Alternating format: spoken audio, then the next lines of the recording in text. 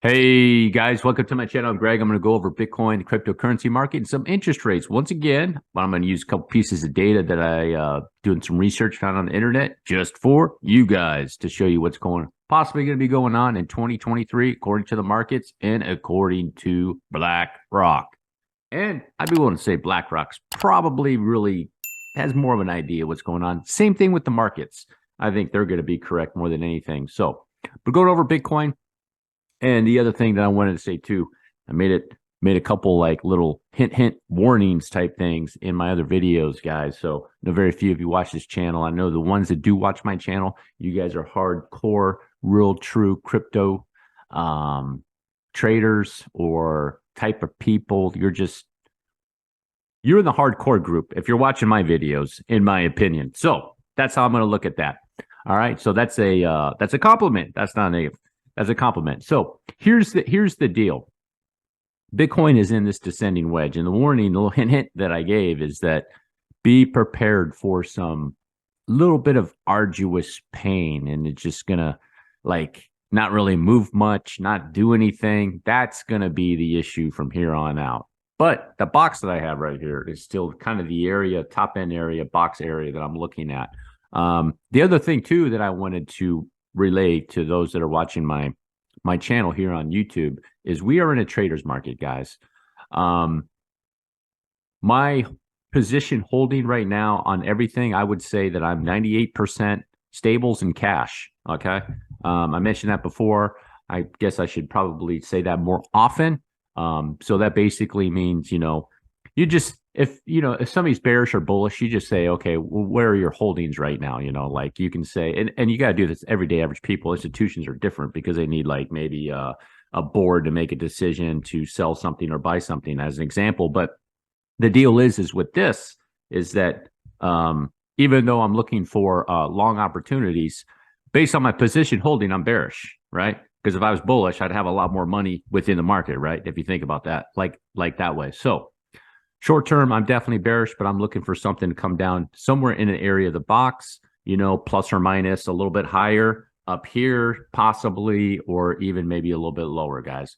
That's just an estimate. It's really difficult to find a way on the wedge, but more than likely, this trend, I know you see a lot with this trend over here. I don't like that trend over there, guys. It's this is coming down this wave, and this is a retrace of that leg, okay? And now it's coming down, and this would be a different leg. Even though this leg up here, this leg here, and this leg here are the downtrends, these are the corrections. So correction here, the correction there, and the correction here. I have it on linear right now because sometimes you want to take, you want to look at them both on linear and logarithmic. And if you have it on linear, you can see that's a pretty this is something that if I saw this, I'll just be straight with you. If I saw this setup like this coming down like right here, this is what I would be waiting right down here to make a move out of here. Okay. So that's basically what Bitcoin is doing. So it's kind of depend. Now, the other thing is too, just to let you guys know, for those that are new to my channel, is that the top area, the reason I'm going with this wedge, this is important. This top area came up and hit the bottom area right there and rejected right off of it, okay?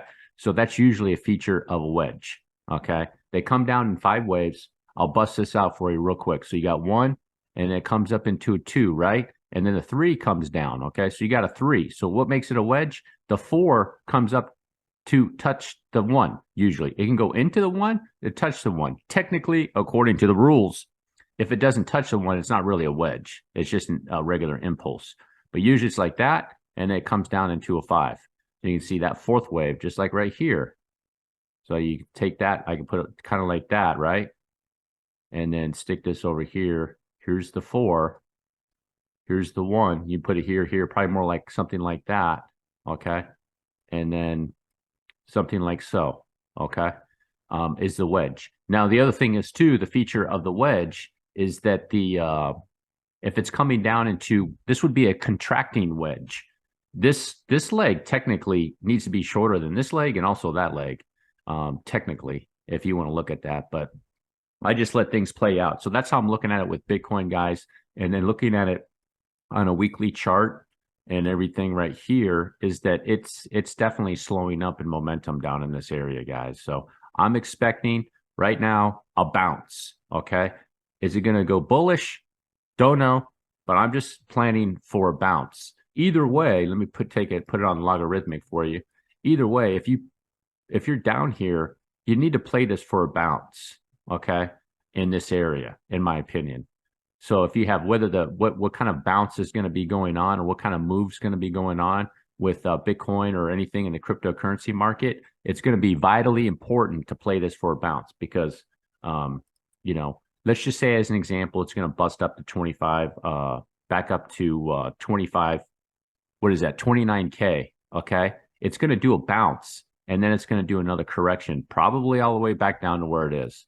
That's why it's a bounce, guys. Play it as a bounce and don't get caught up into, okay, now it's time to start accumulating. Okay. If you're an investor, a long-term investor, hey, sorry about that. I don't recommend going anything long-term in the cryptocurrency market and for obvious reasons, but you can see right here is 81%, probably about an 80% drop, more or less for Bitcoin. Okay, guys. So, and the reason I say that is not so much if you want to have patience and you have long-term conviction on Bitcoin, which is fine, is there's a couple options. The first primary option is the amount of pain that you go through sitting through something like this. Okay. And this has been over a year so far with Bitcoin. I just don't agree with that. I don't agree with that. It's not good for your mental health to watch. Let's say you had 100,000 up here. Well, down here, it's only worth 20. That's just not good for your mental health. That's one of the reasons why I disagree with holding an asset like this long term. It could trade it. Now, the other reason is too, is let's say you had $100,000 up here, okay, and you sold it. Let's say you sold it right there at 54,000 right here, okay. Now the person who's the hodler, how much do they have down here?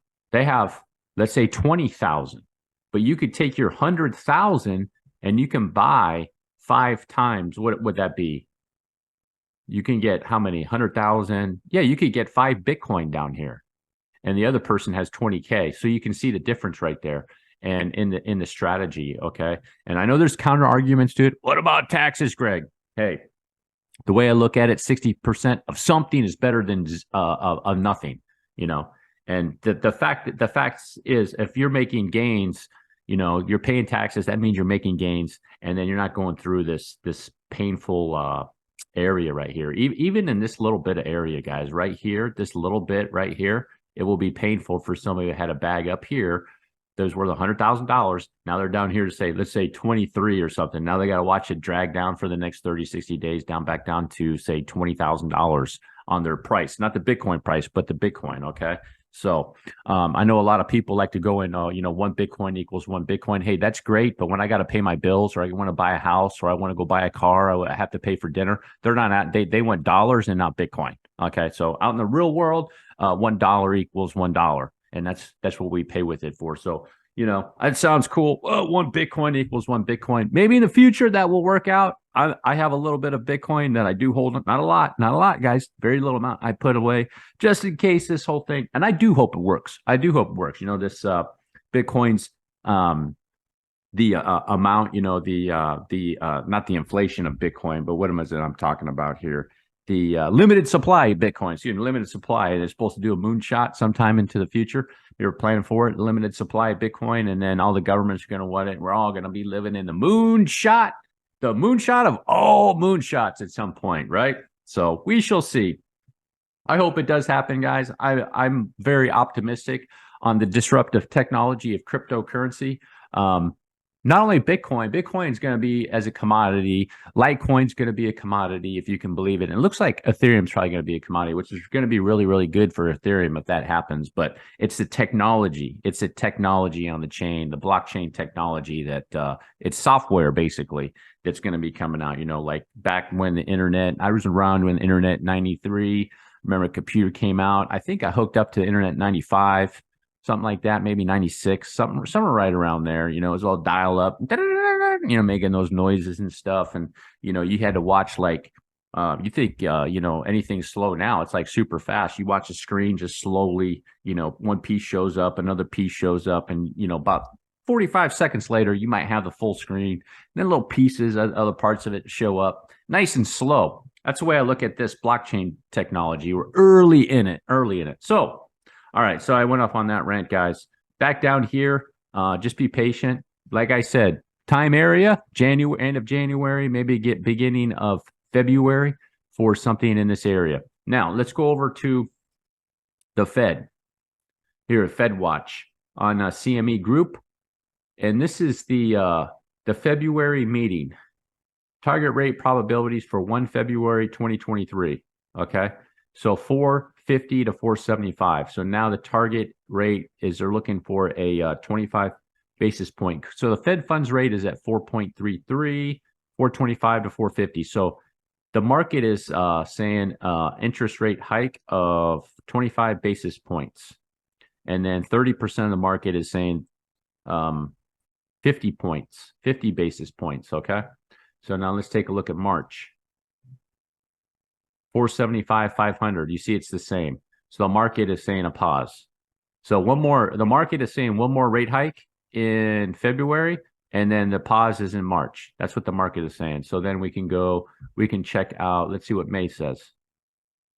Okay. Market says right here, 43%, still the same.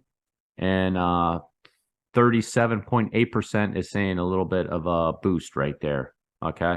And then 14, this is going out pretty far. And then it's still basically the same, guys.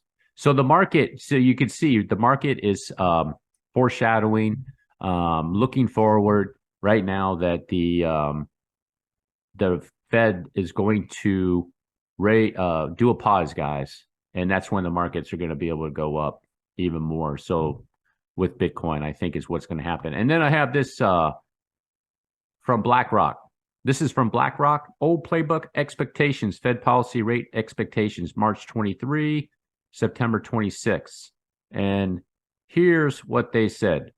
I know you probably can't see this. This is like a PDF file from their website. We think markets are pricing in rate cuts starting in mid-2023. The dark orange line in the chart, that's this one right here. Because they think the Federal Reserve will ride to the rescue when the recession hits, the old playbook. You can see, right? So the recession is coming. They know that. They're trying to implement that. They want that. They want to see unemployment go up and, the demand destruction. And then the recession comes in and then they lower rates. They start doing a pivot and they go bring the rates down. And the whole playbook, what they're talking about is how the Fed is the hero and they're helping everybody. They're your hero and they're helping you to become more rich. You didn't realize that? That's what they're trying to do, right? They're trying to make everybody more rich. That's just being facetious.